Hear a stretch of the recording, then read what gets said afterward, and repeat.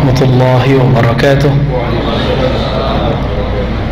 إن الحمد لله نحمده ونستعينه ونستغفره ونعوذ بالله من شرور أنفسنا ومن سيئات أعمالنا. من يهده الله فلا مضل له ومن يضلله فلا هادي له. أما بعد, Bapak saudara ikhwan fillah, kalau ada bertanya man hum ahlus sunnah, siapa itu ahlus sunnah? Kok ini ngaku, itu juga ngaku, yang sana juga ngaku. Keraguan ini juga kami rasakan di tahun 2000-an. Dan itu berlanjut, bayangkan dari tahun 2000, bahkan sebelumnya sebelum tahun 2000, sampai kemudian bertemu seorang syekh ahlus sunnah, ulama Suriah, namanya Syekh Hasan Hitu, masih hidup. Syekh Hasan Hitu adik kelasnya Syekh Al-Buti, tamatan Azhar, berarti seniornya Ustadz Al-Naf ya. Syekh Hasan Hitu mengajarkan kami akidah ahlus sunnah pada tahun 2006, jadi udah telat. Sempat meragukan ahlus sunnah itu benar ada apa enggak. Ternyata kajian ahlus sunnah itu sederhana dan ringkas. Mengetahui ahlus sunnah itu mudahnya, sebagaimana mudahnya mengetahui anak kita, sangat mudah sekali. Lalu kenapa orang bingung? Karena orang bingung, dia tidak mengambil pengetahuannya langsung ke ahlinya, seperti yang terjadi pada kami ya, di tahun-tahun 2000-an sampai 2006. Bapak saudara Allah, dari mana kalimat ini muncul? Judul ini, manhum ahlus sunnah, siapa dia ahlus sunnah? Itu muncul dari hadis riwayat Imam At-Tirmizi, hadisnya Hasan ya, hadisnya Hasan riwayat Imam Tirmizi. Imam Tirmizi ini murid terbaik Imam Bukhari setelah Imam Muslim. Murid terbaik Imam Bukhari setelah Muslim. Gurunya ratusan, sedangkan guru Bukhari ribuan.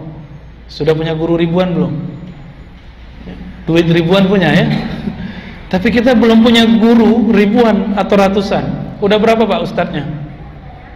Di sini berapa ustadz tadi? Banyak ya? Ada kajian subuh, zuhur, maghrib, bertiga. Berarti seminggu 3 kali 7. 3 kali 7 21. Wah, masih kurang ya? Masih kurang. Antum kalau 21 itu masih mending daripada 1 ya, atau 2, 3, tapi satu warna. Apakah Imam Bukhari pernah berguru ke orang yang beda pemahaman dengan dia? Sering. Siapa salah satu gurunya dan juga temannya, namanya Zuhli. Imam Zuhli ini sama-sama ngaji dengan Imam Bukhari ke Imam Ahmad, tapi juga gurunya Imam Bukhari, berteman sekaligus guru. Ternyata beliau Imam Bukhari pernah pecah kongsi sama gurunya dan dianggap sesat oleh gurunya. Pernah begitu Pak. Jadi kalau ada ustadz dianggap sesat nggak usah sedih. Apalagi antum dianggap munharif, sesat nggak usah sedih, biasa aja ya. Saya sudah sering dianggap sesat sama orang. Kan kita nggak sesat, ngapain merasa sesat? Nggak usah sedih. Taib ini diambil dari Imam Tirmizi, murid terbaik Imam Bukhari setelah Imam Muslim. Beliau mengatakan, Inna Bani Israel, sesungguhnya Bani Israel tafarraqat, telah terpecah menjadi 71 atau 72, ihda wa sab'in atau isnain wa sab'in ya, 71 atau 72. Kulluhum finnar, semua mereka masuk neraka, illa millatan wahidah, kecuali satu millah. Apa arti millah? Millah artinya kelompok, jamaah, atau perkumpulan atau aliran, disebut millah wahidah. Lalu sahabat Nabi mengejar, man hiya ya Rasulullah, siapa kelompok yang satu itu wahai Rasulullah? Dijawab oleh Nabi SAW, ma ana alaihi wa ashabi. Ma ana, ini kalimatnya umum Pak, bukan pakai man, pakai ma. Ini kata kunci dalam bahasa Arab. Ma artinya kalimat umum, siapa saja, apa saja, ana alaihi, aku yang jadi tuntunannya, wa ashabi, dan murid-muridku, yaitu sahabatku. Kenapa disebutkan sahabatku? Karena tidak semua orang ketemu Nabi. Minimal ketemu sahabat Nabi. Nggak ketemu sahabat Nabi, ketemu tabi'in, murid sahabat. Tidak ketemu tabi'in, ketemu muridnya tabi'in. Tidak ketemu murid tabi'in, muridnya sampai hari ini masih berlanjut. Makanya kami dulu kalau ngaji, setelah ngaji ada ijazah, ada izin dari guru boleh mengajarkan. Dan guru kita mengatakan, kami mendengar dari guru kami, belajar dari guru kami begini, dari gurunya begini, terus sampai ke sahabat Nabi, sampai kepada Nabi SAW. Disebut dalam ilmu hadis sanad, disebut dalam bahasa kita silsilah, silsilah pengajian, silsilah guru. Berarti Nabi mementingkan kalimat guru, yang sekarang mulai orang remehkan, ya. Jadi kelompok yang disebut Ahlussunnah itu ma'ana alaihi, siapa saja, apa saja yang ikut aku dan ikut sahabat-sahabatku. Sahabat Nabi ada berapa, Bapak? Ada berapa? Banyak gitu ya. Ada yang tahu? Jumlahnya sama dengan jumlah Nabi. Berapa jumlah Nabi? 124.000. Tapi yang jadi ulama berapa? Yang jadi ulama nggak nyampe 1000. Yang meriwayatkan hadis nggak nyampe 500. Yang jadi mufti nggak nyampe 100. Mufti, tahu mufti? Yang boleh ngomong halal haram sunnah bid'ah. Sekarang baru hijrah 3 bulan udah boleh ngomong sunnah bid'ah. Antum melanggar adab Ahlus Sunnah itu. Itu melanggar adab Ahlus Sunnah. Ahlus Sunnah nggak begitu. Ahlus Sunnah punya adab. Dari mana kita tahu? Kita buka kitab ulama salafus saleh. Siapa imamnya? Imam Malik. Siapa lagi imam-imamnya? Imam Malik wafat tahun 179 Hijriah. Sekarang berapa, Pak? 1440. Imam Malik 179. Berguru ke Nafi' dari Ibnu Umar dari Nabi. Kita sebut silsilah. Ini silsilah. Sekelas Imam Malik berguru, masa antum enggak berguru? Siapa kita? Ya. Nah, Imam Malik pernah ditanya 40 lebih persoalan, yang dia cuma 12.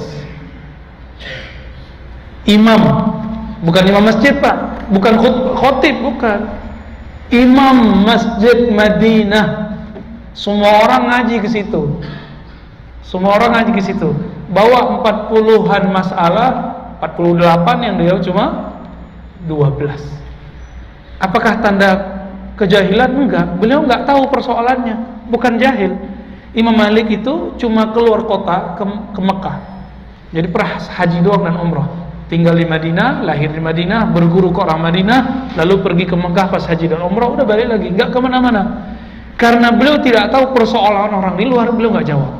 Jangan-jangan kita enggak tahu persoalan orang sana, orang sini, kelompok sana, kelompok sini. Seharusnya ikut Imam Salafus Saleh, Imam Malik, yang mengatakan saya tidak tahu. Apa kata beliau? Qauluka la adri nisful ilm.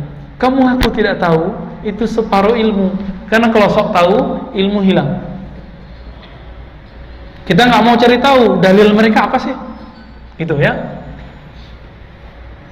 Sahabat Nabi ada berapa tadi? 124.000. Nggak usah kita sebut yang gede-gede. Bahwa ada perbedaan di kalangan sahabat Nabi, tapi tidak membuat mereka keluar dari Ahlus Sunnah. Contoh, afdolnya perempuan sholat di masjid atau di rumah? Di rumah, serius. Yang benar. Antum hadisnya nggak sahih. Kalau kita pakai hadis ya, apa dalil yang mengatakan perempuan afdal sholat di rumah? Hadisnya riwayat Imam Abu Daud dan hadisnya cuma hasan. Yang kita hafalkan itu ya, sebaik-baik sholat perempuan di mana? Di rumahnya. Kalau di rumahnya ada kamar, di kamarnya. Di kamarnya ada ruangan, di ruangannya. Itu hadis dhaif kalau kita adu dengan hadis sahih. Tapi ulama kita tidak ngadu, ada tekniknya supaya tidak hadis ini menjadi bentrok. Bertentangan dengan hadis sahih Bukhari. Ini contoh bahwa para sahabat beda. Jadi kalau antum nanti beda, berkaca aja ke sahabat, biasa aja lah ya. Apa kata Ibnu Umar? Dia punya anak namanya Bilal bin Abdullah bin Umar. Siapa namanya? Bilal bin Abdullah bin Umar. Bilal bukan sahabat Nabi, tapi tabi'in, murid dari sahabat Nabi. Dia nggak ngaji ke ayahnya, ngajinya ke istri Nabi, Aisyah.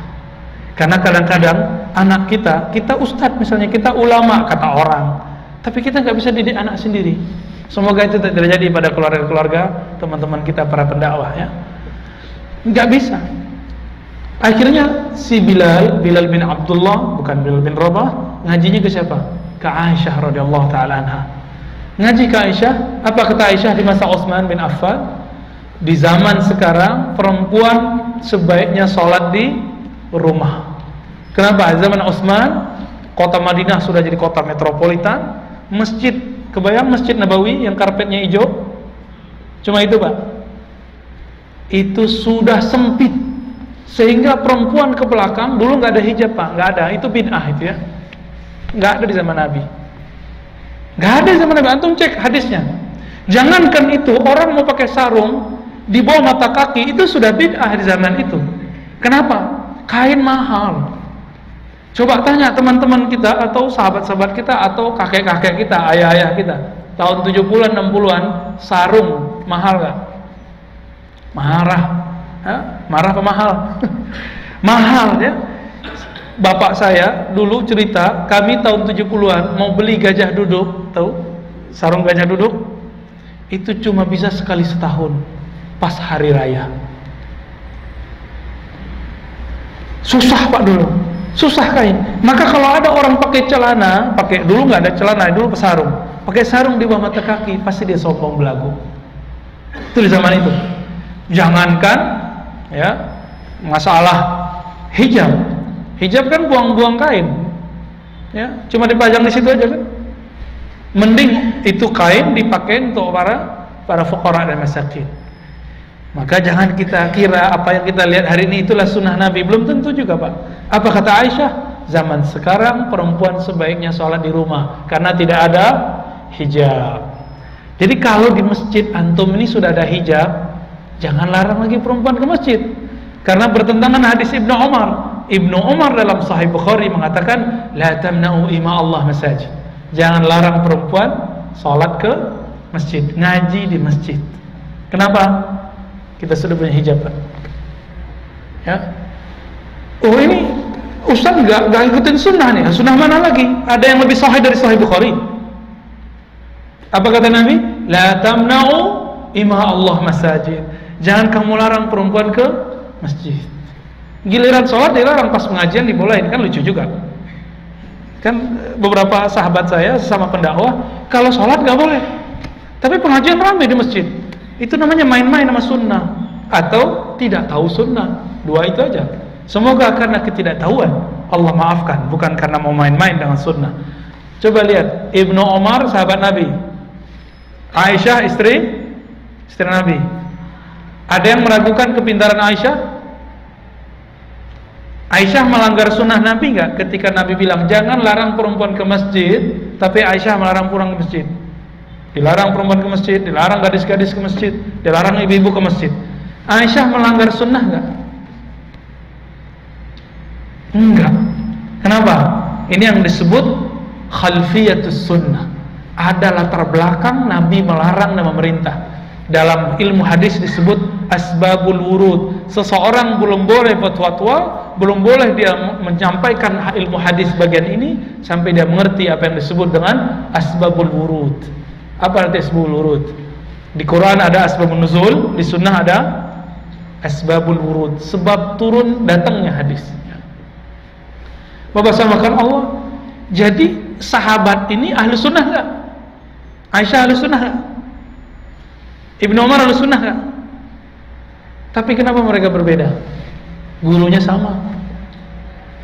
Nah, maksud saya menyebutkan hadis itu, jika sahabat bisa beda dalam satu masalah, apalagi di zaman kita. Jadi jangan pernah jadikan alasan perbedaan pemahaman ini untuk mengeluarkan sahabat kita dari ahlus sunnah. Saya mau tanya, Muhammadiyah siapa yang mereka ikuti? Rasulullah atau Abu Jahal? NU ikut siapa? Rasulullah atau Abu Jahal? Jemaah Tabligh ikut siapa? Rasulullah atau Abu Jahal? Ya. Salafi ikut siapa? Rasulullah apa Abu Jahal? Rasulullah. Semuanya ikut Rasulullah kok. Bedanya, ada orang yang mau memahami dalil orang lain, ada yang tidak mau memahami. Yang mau memahami ini kita sebut dalam bahasa ilmiahnya munsif.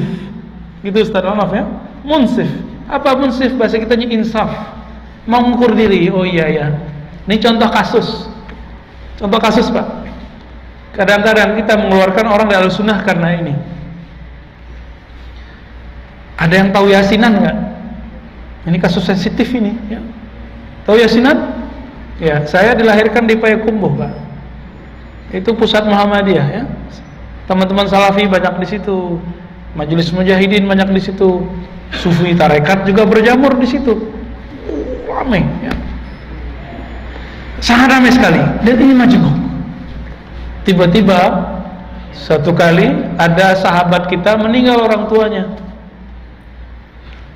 Sahabatnya nggak ngerti dalil, ngajinya ya begitulah, sekali sebulan itu sudah syukur. Pas ketika sudah meninggal malamnya ada orang baca yasin, tiba-tiba ada seseorang bilang gak boleh baca yasin. Kenapa? Beda. Kan begitu. Wow, dia pakai dalil juga, dalilnya kullu bid'atin dhalalah, benar juga dalilnya. Tapi pemahaman terhadap dalil benar nggak? Belum tentu benar. Nah, kita coba cek. Kita nggak usah pakai ustadz sekarang ya. Antum pakai ustadz sekarang kacau, bisa bentrok begini terus. Sekarang coba lihat. Ada yang meragukan Imam Bukhari? Nggak ada. Imam Bukhari punya murid dari Imam Tirmizi. Imam Bukhari punya sahabat namanya Imam Abu Daud, sama-sama ngaji kepada Imam Ahmad. Imam Ahmad itu punya murid Abu Daud. Abu Daud ini hadis-hadisnya unik. Kata Imam Ghazali, semua hadis di dalam Sunan Abu Daud bisa dijadikan dalil. Perkataan itu muncul dari siapa? Bukan dari Ghazali, tapi dari Imam Abu Daud sendiri. Makanya Imam Ghazali mengatakan, orang yang ingin menjadi mufti, ahli fatwa, mesti menguasai Sunan Abu Daud. Temannya Imam Bukhari. Apa kata Imam Abu Daud? Hadis yang aku tidak komentari, maka hadisnya salih. Apa arti salih? Wa ma sakattu anhu fahuwa salih. Jadi orang Mekah dapat kitabnya Imam Abu Daud. Abu Daud bukan orang Mekah, Pak, orang Sijistan. Orang Sijistan, ya. Dikirimin buku-buku itu kok ke orang Mekah kaget. Ini buku bagus sekali, lengkap. Lalu orang Mekah kirim surat ke Imam Abu Daud. Ya Aba Daud, wahai Abu Daud, hal kullu hadisin rawaitahu fi hadzal kitab sahih? Apakah semua hadis yang kamu riwayatkan dalam kitab ini sahih? Apa jawaban beliau? Wa ma sakattu anhu fahuwa salih. Yang aku tidak komentari itu hadisnya saleh. Saleh artinya apa? Boleh dipakai, boleh diamalkan, karena ada ulama salafus saleh yang mengamalkannya. Saya cek siapa sih ulama salafus saleh yang mengamalkan? Ternyata ada sahabat Nabi namanya Hudzaif. Dalam Musnad Imam Ahmad disebutkan Hudzaif ketika dia mau meninggal, dia panggil sahabat-sahabatnya untuk membacakan Yasin di hadapannya, dan setelah dia meninggal. Buka kitab Musnad Imam Ahmad, gurunya Imam Bukhari. Ini baru 2-3 kitab, Pak. Lanjut. Selain Sahih Bukhari, antum tahu ada kitab sahih lain namanya Sahih Ibnu Hibban. Semua hadis di dalamnya menurut Imam Ibnu Hibban hadisnya sahih. Imam Ibnu Hibban punya guru lebih banyak daripada Imam Bukhari, pecah rekor. Cuma dulu belum ada muri, jadi nggak ada rekor muri. Berapa gurunya? Imam Bukhari 1.700, dia punya guru 2.000. Jadi gurunya lebih banyak daripada Imam Al-Bukhari. Namanya Imam Ibnu Hibban, pengarang kitab sahih ketiga. Si kitab sahih kedua namanya Sahih Ibnu Khuzaimah. Nah, kita nggak usah bahas itu dulu. Sahih Ibnu Hibban. Saya teliti hadis ini, adakah hadis tentang yasinan di dalam? Ternyata ada. Adakah di Sunan Abu Daud? Ternyata ada. Tapi kenapa saya tidak dapat tradisi itu? Baca yasinan, ketemunya di Jawa, ketemunya di daerah-daerah yang baru, transmigran segala macam. Ternyata si kita belum dapat hadisnya. Ibnu Hibban mengatakan dari Nabi SAW, Iqra'u Yasin ala mautakum. bacakan Yasin untuk orang yang mati. Hadis ini saya teliti dhaif, Pak. Hadis ini menurut saya dhaif. Di rawinya, jadi silsilahnya ada 2 rawi, namanya Abu Utsman dan ayahnya. Ini orang nggak dikenal, disebut dalam ilmu hadis majhul, tidak dikenal. Maka hadisnya lemah. Karena hadis ada sahih, hasan, dhaif. Sahih, valid, hasan, bagus, dhaif, lemah. Ini hadisnya lemah menurut Dr. Ar-Razi. Kalau menurut Imam Ibn Hibban sahih. Antum ikut dokter Pak Imam, ikut penilaian dokter kemarin sore atau imam? Kira-kira ikut siapa, Pak? Kalau Ustaz Alnof ditanya gitu udah tahu jawabannya. Kalau antum kira-kira ikut mana? Ustaz dokter kemarin sore bilang dhaif, tapi imam bilang ini sahih. Ikut mana? Ikut imam. Meskipun saya susah menerima tradisi yasinan misalnya, tapi saya harus husnuzon bahwa di sana ada orang yang ngikutin Imam Ibnu Hibban, nggak ngikutin hasil penelitian saya. Tahu kenapa? Penilaian hadis ini sahih, hasan, dhaif bukan dari Nabi, tapi dari hasil penelitian ulama. Kalau yang biasa meneliti, pernah kuliah, suatu penelitian bisa dibatalkan nggak dengan penelitian yang baru? Bisa, Pak. Ya. Tapi kalau orang hebat neliti, tiba-tiba ada teri menolak, ya, yang ditolak terinya.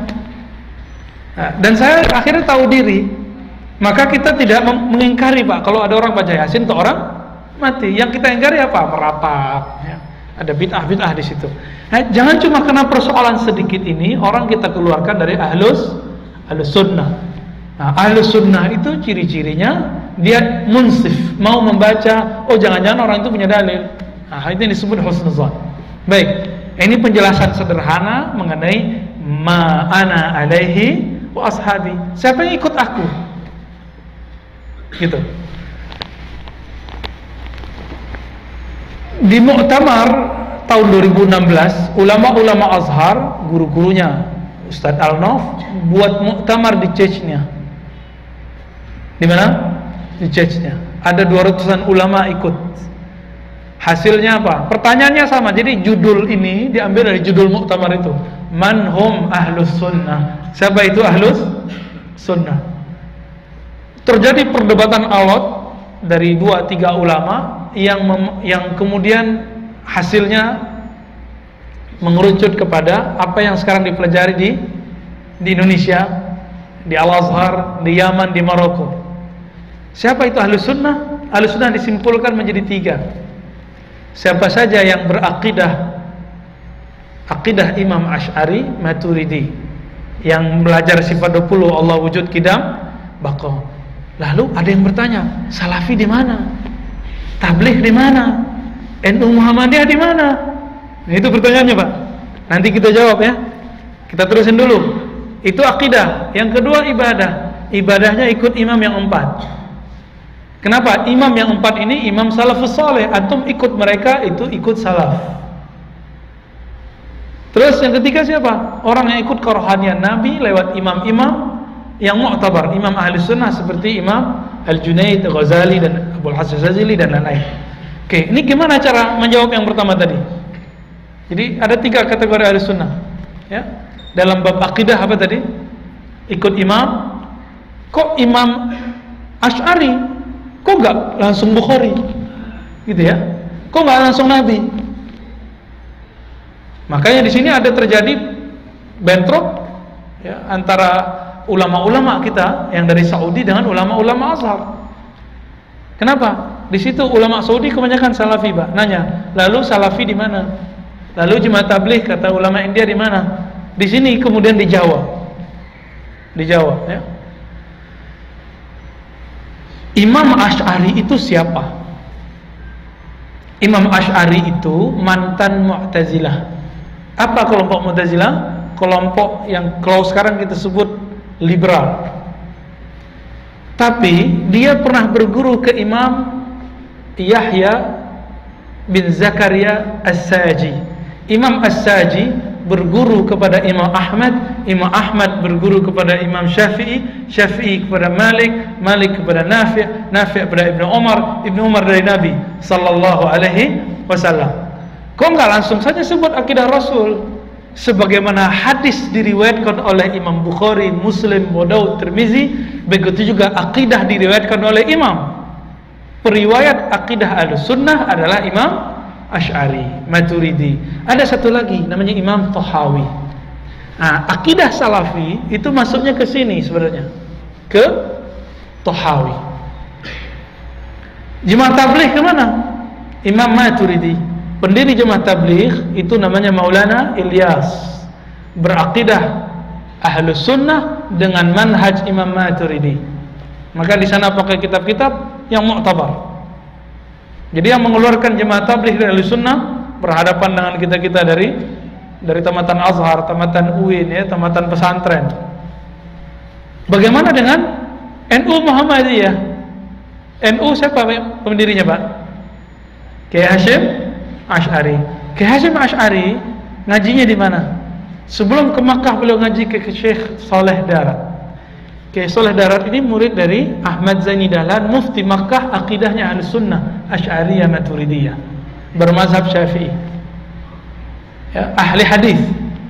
Lalu berangkat ke Mekah dan berguru langsung ke ulama Mekah, Syekh Mahfud Termasi, Kiai Ahmad Dahlan, Kiai Ahmad Asy'ari, semuanya berguru ke Mahfud Termasi. Antum baru dengar ya, Mahfud Termasi, ulama Mekah asal Jawa.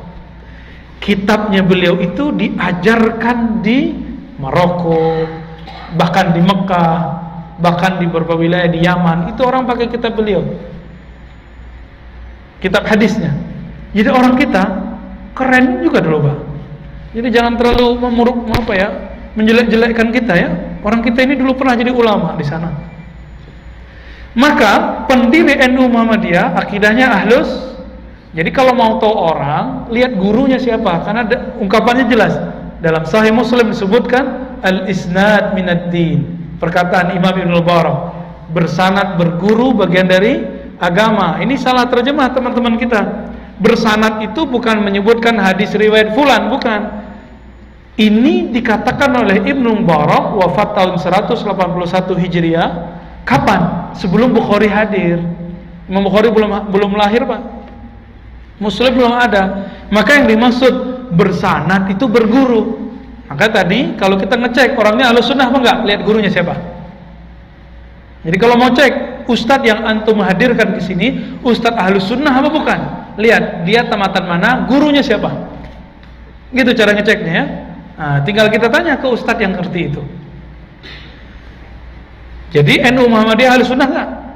Cuma sekarang karena zaman politik, Islam berkemajuan, Muhammadiyah dibentur-benturkan dengan Islam Nusantara. Saya nggak no komen, Pak, masalah ini. Jangan tanyain nanti ya.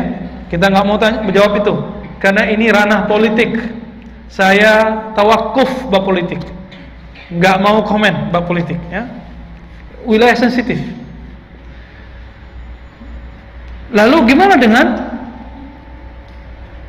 tadi Salafi? Ya, Salafi itu pakai satu hadis. Hadis jariyah, budak perempuan ditanya Nabi, "Aina Allah?" Di mana Allah? Dijawab di mana? Di langit. Tapi Nabi pernah nanya begini enggak ke Abu Bakar? Abu Bakar, di mana Allah? Pernah enggak ketemu hadis begitu? Umar, Allah di mana? Ada enggak hadis begitu? Enggak ada, Pak. Yang ada apa? Di Gua Sur, Nabi SAW membimbing Abu Bakar kepada satu kalimat. Abu Bakar lagi gemeteran, takut karena di atasnya orang kafir Quraisy. Apa kata Nabi? Ya Abu Bakar, hei Abu Bakar, apa pendapatmu jika ada dua hamba Allah, salisuhum Allah, yang ketiganya adalah Allah, disebut namanya ihsan, muraqabah, merasa bersama Allah. Innallaha ma'ana, Allah bersama kita. Yang Nabi ajarkan Abu Bakar apa? Allah bersama kita. Yang ditanya ke budak perempuan apa? Di mana? Allah. Selama budak itu menolak Tuhan-Tuhan berhala, maka dia disebut mukmin. Namun itu jangan jadiin taklim. Antum jadiin taklim sekarang ya. Di mana Allah? Ini jadi problem. Padahal ini tidak pernah diajarkan di Quran. Di Quran, Ar-Rahman 'ala 'arsy istawa 7 ayat. Allah bersemayam di atas aras. Sebenarnya terjemahan ini berbahaya, Pak. Berbahaya terjemahan ini, ya. Nah, mau tahu akidah Ahlussunnah mengenai Allah di mana atau tidak di mana? Mau tahu? Oke, pelan-pelan ya. Surat Syura ayat 11. Ingat-ingat ini, laisa kamitslihi syai'. Tidak ada yang serupa dengannya sesuatu pun. Sesuatu pun. Apapun yang terbayang dalam pikiran kita itu sesuatu. Coba bayangin tempat. Aras, terbayang? Kursi, bisa bayangin? Pasti nggak bisa bayangin. Kenapa? Udah pernah lihat aras belum? Udah pernah lihat kursi belum? Udah pernah ngelihat langit ketujuh belum? Belum, Pak. Ngelihat Afrika Utara aja belum lihat semua, ya. Kecuali yang sudah pernah tugas ke situ. Udah ngelihat Paris belum? Udah di TV, bisa search internet, ya. Kita belum ke sana, maka kita nggak tahu. Kalau saya belum pernah minum madu, nah, Ustadz Al-Naf bilang, Ustadz, madu itu mirip dengan gula. Akhirnya kita bayang, oh kayak gula, tapi bukan gula. Oh, bukan gula juga ya. Allah mengatakan, laisa kamitslihi syai'. Apapun yang tergores di sini, terbayang di kepala ini, itu bukan Allah. Kenapa? Allah bukan benda. Yang kita bayangkan pasti benda. Bisa bayangin yang bukan benda nggak? Allah bukan. Nah, syai' itu benda, Pak. Allah bukan benda. Coba lihat, kita ini benda hidup, butuh tempat. Maka salah satu karakter benda bertempat. Allah bukan benda. Makna ayat ini apa? Jika si benda bertempat, maka ayat ini mengartikan Allah tidak butuh tempat. Gitu artinya. Namun orang-orang mujassimah, orang-orang yang mensifati Allah dengan benda, sifat jisim, mengatakan Anda tidak bisa membayangkan sesuatu kecuali dia bertempat. Benar nggak? Coba bayangin sesuatu nggak ada tempat. Bayangin meja tapi nggak di tempat, nggak di dalam masjid, nggak di luar masjid, nggak di ruangan, nggak di mana-mana. Bisa bayangin nggak? Kita tidak bisa bayangkan.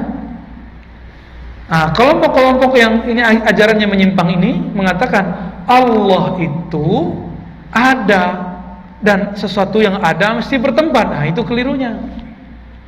Ada itu ada macam-macam. Ada benda, ada yang tidak. Nah, ini perlu ada pemikiran dikit, Pak. Karena tadi minta kan? Mau kan? Jadi kalau disebut Allah bersemayam di atas aras, Allah bukan benda. Berarti Allah tidak perlu menempati aras. Jika disebut dalam hadis Imam Bukhari, yanzilu rabbuna, Allah turun sepertiga malam terakhir, maka tidak berarti turun dari atas ke bawah. Jika disebut wa huwa ma'akum ainama kuntum, dia bersamamu dimanapun kamu berada. Nih, kemana aja. Masa Allah ke toilet, kan gak lucu nanti itu, ya? Kan jorok. Gak begitu. Karena Allah bukan benda, maka Allah tidak butuh menempati tempat apa yang kita tempati. Apalagi kalimatnya yang ada ayat di mana di Quran. Fa aina ma tuwallu fathamma wajhullah. Kemanapun kau memandang di situ wajah Allah. Karena Allah bukan benda, bukan berarti Allah menempati mana itu. Kan senior kita Ustadz Samad dituduh apa? Akidahnya sesat, Jahmiyah. Karena apa? Mengatakan Tuhan di mana-mana. Itu potongan videonya nggak benar, ya. Yang motong video nanti Allah potong lidahnya hari kiamat, Allah potong tangannya hari kiamat. Hati-hati, Pak, motong-motong itu. Dihisap nanti. Kalimatnya belum selesai. Karena Allah tidak benda, maka kalau disebut di Quran, kemanapun kamu menghadap di situ wajah Allah, bukan berarti Allah menempati itu. Karena Allah nggak butuh tempat. Lalu gimana? Ya udah, serahkan saja kepada Allah. Ini yang disebut akidah ulama salafus saleh. Akidahnya para nabi, para sahabat nabi, para ulama tabi'in. Enggak mikirin. Antum tahu Allah di mana? Imannya nambah enggak? Enggak, Pak. Kalau orang meyakini Allah jauh di atas, capek mikirinnya. Allahu Akbar, Allah jauh di atas. Padahal lagi sholat Nabi mengajarkan Allah di depanmu, hadis Sahih Bukhari. La yabzuqanna ahadukum, jangan meludah kemana? Ila amamihi atau tijaha amami, ke depannya. Kenapa? Allah di depannya, hadis Sahih Bukhari. Nabi itu fleksibel sekali ngomong begitu, karena semua sahabat sudah paham Allah bukan benda. Nah, orang yang sholat belum merasakan Allah di depannya, itu ngobrol sama tembok, Pak. Allahu Akbar, ngeliatin tembok atau ngeliatin sajadah. Tapi kalau udah terasa Allah bersamanya, nikmat. Zaqa ta'amal iman, dia merasakan nikmatnya iman. Nah, ini bedanya ahli zikir dengan ahli fikir. Ahli zikir, zikir langsung, terasa Allah langsung. Kalau ahli fikir, mikirin Allah, makanya nggak nyampe-nyampe. Allah nggak bisa dipikirin, ya. Nah, ini baru contoh, Pak. Contoh mengenai memahami akidah, bisa mudah, bisa susah. Oke, bagian akhir yang mau saya sampaikan, supaya kita bisa memahami bahwa banyak kelompok itu semuanya ahlus sunnah, kecuali kelompok-kelompok menyimpang dan mereka minoritas. Apa yang disebut iman? Biasanya kita dengar apa? Imannya ahlus sunnah itu, iman adalah pembenaran di kalbu. Terus apa lagi? Melafalkan dengan lisan, gitu ya. Terus amal dengan perbuatan. Ingat Bapak sampaikan, Allah itu bukan konsep ahlus sunnah, itu bukan definisi ahlus sunnah. Iman itu dalam akidah ahlus sunnah cuma satu, tasdiq bil qalbi, percaya. Coba buka rukun iman, ada berapa? 1, percaya kepada Allah. 2, antu'mina billah. Terus malaikatihi. Terus kutubihi, kitabnya. Terus rusulihi. Terus sebelum qada, tu'mina bil yaumil akhir, dengan hari akhir. Terakhir baru dengan takdir. Ada nggak amal di situ? Di 5, di 6 itu ada amal nggak? Ada pelafalan nggak? Nggak ada. Karena kalau pelafalan masuk, kalau pengamalan masuk, Ammar bin Yasir kafir karena dia pernah nyembah berhala. Tapi kalbunya mukmin. Nah, ini akidah ahlus sunnah. Kalau kita masukin amal, nanti orang yang nggak sholat, kita langsung keluarkan dia dari akidah. Oh, nggak muslim. Orang beda faham sama kita, amalnya beda. Contohnya jenggotnya nggak ada, langsung dianggap nggak ahlus, karena amal dianggap bagian dari iman. Bahaya nggak? Ya, teman-teman saya ahbab tabligh baru lagi ngejos, Pak, nganggap serban bagian dari iman. Kalau ada ustadz nggak pakai serban, itu ustadz jahil, dia bilang gitu. Telinga ini denger, Pak. Tapi kita maklumi ini lagi ngejos nih ya, karena yang level-level lama sudah nggak begitu. Ya, malah pakai kopiah hitam, malah pakai santai. Itu lagi semangat. Jadi saya husnuzon yang baru-baru hijrah itu akan memandang orang yang beda paham dengan dia, imannya belum benar. Ini yang terjadi pada aliran LDII, ya. Aliran macam-macam aliran, bahkan di sekitar kita, ya. Sehingga terjadi teman-teman yang bermanhaj A menyalahkan yang bermanhaj B, menganggap imannya nggak sah akibat ini. Dalam akidah ahlus sunnah, iman itu cuma di kalbu, sedangkan perbuatan dan pelafalan itu disebut natijah atau lawazim atau furu', cabang, keharusan atau hak dari tasdik mesti dilafalkan, hak dari tasdik dengan kalbu mesti diamalkan. Maka orang yang kurang amal bukan berarti imannya batal, cuma kurang sempurna imannya, pembuktiannya kurang sempurna. Nah, ini contoh, kita ikut reuni 212, teman kita enggak, kita bilang inilah bukti iman, inilah iman. Kalau antum memahami begitu, itu jadi khawarij, Pak. Tahu khawarij?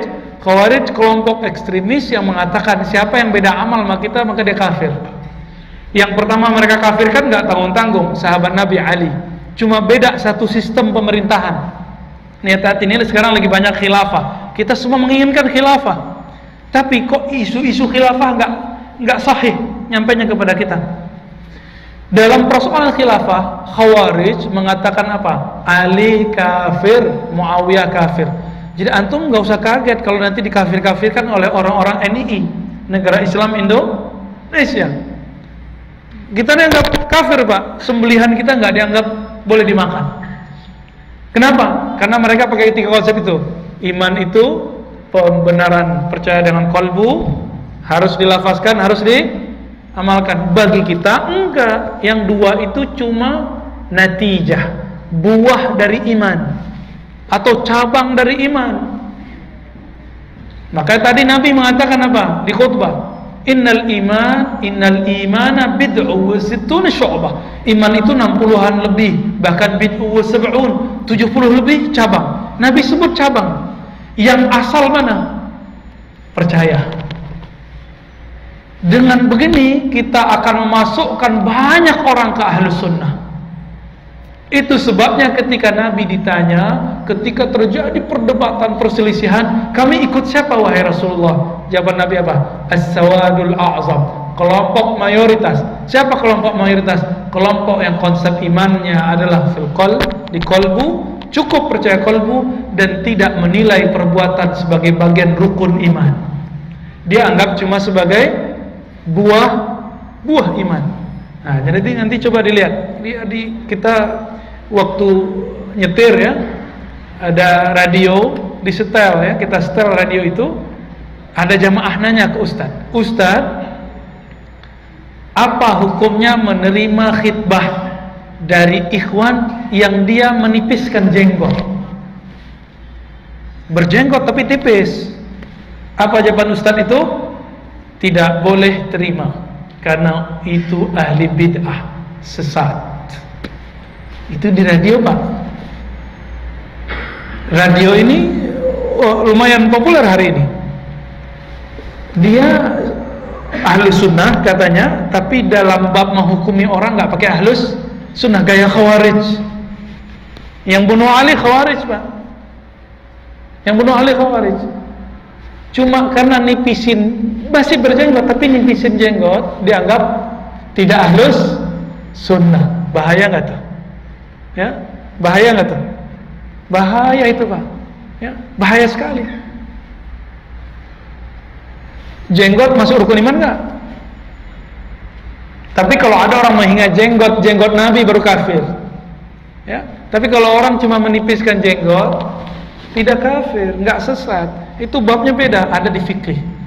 Maka perlu membaca hukum Islam itu lewat fikih. Fikih itu melahirkan nanti imam-imam mazhab itu. Imam mazhab bukan buat agama. Mereka cuma mengumpulkan ajaran-ajaran para sahabat. Nah, nanti kita bahas di pertemuan yang berikutnya tentang mazhab ataupun manhaj. Ya. Ba'da subuh ya, insyaallah. Di mana Ustaz? Di Masyitah ya, insyaallah. Perlukah bermanhaj? Perlukah bermazhab? Nah, nanti kita bahas lah. Kita bahas detail insyaallah. Baik, jadi konsep iman, nah, ahlus sunnah bagaimana? Udah cukup percaya. Adapun antum bisa jamaah rutin, berarti imannya pol ya. Bisa mengamalkan jenggot, bisa berpakaian yang sesuai dengan syar'i, berarti imannya tambah bagus, ditambah akhlak. Nah, itu nggak masuk kepada rukun iman. Jadi Imam Nawawi ditanya, ada orang ninggalin sholat bertahun-tahun, apa status imannya? Apa jawaban Imam Nawawi? Tanya dulu. Jadi makanya dulu ada proses penghakiman, pengadilan. Nggak langsung Pak dijudge orangnya kafir. Dimasukkan ke pengadilan, ditanya, ente ninggalin sholat karena meyakini sholat itu tidak wajib atau karena males? Jawabannya apa? Yang kedua, saya malas. Berarti dia fasik, bukan kafir. Kalau dia mengatakan sholat nggak wajib, dia kafir, karena dia telah mengingkari Allah dan Rasulullah lewat sholat yang dia ingkari. Gitu, ya. Jadi kalau ada teman antum belum sholat, jangan bilang dia kafir. Itu objek dakwah kita, Pak. Itu objek dakwah kita. Teman-teman saya ahbab tabligh Tiba-tiba mereka datang ke lokalisasi di Jogja. Ini pernah saya ceritakan di tempat lain ya. Tempat itu tidak pernah disentuh oleh dai-dai seperti kami. Dai-dai kampus, dai-dai masjid, kami nggak pernah. Ternyata di daerah lokalisasi di situ ada satu musola, imamnya gigolo. Bisa dibayangkan? Imamnya gigolo yang ngatur-ngatur jadwal si perempuan-perempuan yang asusila itu. Dan dia nggak bisa jadi imam kecuali minum dulu pak, minum khamar dulu. Gua nggak bisa konsentrasi kalau nggak minum. Minum dulu pak. Satu kali dia masuk angin, wajahnya berubah. Udah maju ke depan. Apa kata teman-teman kita ahbab tabligh? Afwan, mas, kayaknya wajah ente kecapean. Kita pijit dulu ya. Pijit pak di luar masjid. Akhirnya yang jadi imam dari teman-teman ahbab tabligh. Apa yang terjadi setelah itu? Selesai sholat segala macam dia diajak makan. Loh, sholatnya udah selesai, diajak makan nggak sholat lagi dia, biarin aja, dibiarin, nggak dikafirkan, dibiarin aja. Setiap kali diskusi dia nguping aja dari belakang pintu ya. Jadi nanti antum kalau ada buat kajian, teman kita nguping di belakang pintu, nggak usah tersinggung, nggak apa-apa, biarin aja ya. La ba'sa bih ya, la tubali bihi, nggak usah dihiraukan, biasa aja. Atau malah dia mau cari kesalahan kita, nggak apa-apa. Akhirnya hari kedua setiap kali makan ajak makan, ngobrol terus. Hari ketiga biasanya ahbab tabligh langsung keluar pak, langsung mau pindah. Biasanya kan begitu. Ya. Orang ini mulai ngerasa aneh. Loh, kok udah pergi aja? Dikira mau sebulan di situ. Ternyata cuma 3 hari. Akhirnya dia bilang apa? Tolong ajak saya sama kalian. Apa kata amir jamaahnya? Baik, baik. Kalau gitu kami antar ente ke Pemboro. 3 bulan pak di situ. Pulang-pulang jadi imam benar, yang memperlakukan dia seperti manusia benar itu jamaah tabligh. Maka antum yang nggak ikut khuruj, nggak usah mengatakan itu jamaah kompor, ya, nggak usah begitu pak. Dia masih ahli sunnah. Hidayah yang mahal itu yang nganterin mereka. Nggak lama 3 tahun dia mengamalkan itu. Ba'da Jumat seperti ini zikir pak di pojok. Zikir tapi udah nggak gerak, udah gini aja. Tahu udah temannya manggil, mas, dipegang pundaknya, jatuh. Ternyata nyawanya sudah nggak ada. Baru 3 tahun hijrah. Ternyata puluhan tahun dia fasik, kalbunya mukmin. Kalbunya mukmin. Maka jangan pernah nilai orang dengan maksiatnya. Jangan-jangan itu maksiat dia terakhir. Jangan sucikan orang dengan taatnya. Jangan-jangan itu taat dia yang terakhir, nanti dia jadi pemaksiat. Nauzubillah min dzalik. Jangan merasa sok suci pak. Jangan-jangan ini hari terakhir kita suci. Taib. Jadi ahlus sunnah itu sawadul a'zam, kelompok yang besar. Konsep imannya ini yang membuat kelompoknya, jamaahnya jadi banyak. Mayoritas. Antum cari mulai dari Jakarta sampai ke Tanja. Tanja itu daerah ujungnya Maroko ya, ketemu dengan Andalus, Spanyol. Itu semua akidahnya kebanyakan 90% ahli sunnah. Ahli sunnah semua. Dan konsepnya seperti yang kita sebutkan ini. Ya. Nah, kira-kira ini tentang syarah pendek mengenai seri akidah ahlus sunnah. Taib, itu dari kami.